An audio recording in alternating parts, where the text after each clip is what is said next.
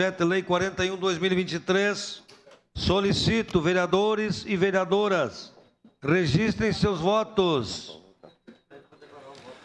Voto sim, senhor presidente. Bortola. Bortoluz vota sim.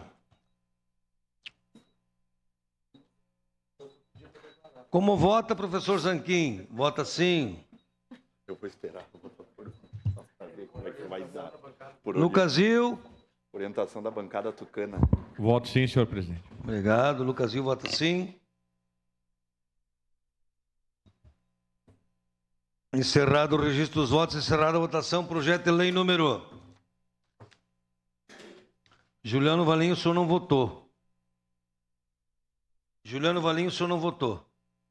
Vota sim? Sim, presidente. Juliano Valim vota sim.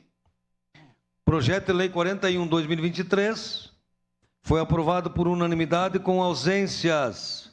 Rose Frigeri, Sandro Fantinel e Gladys Frisso, em representação em Brasília, Distrito Federal, Estela Balardi. Em segunda discussão.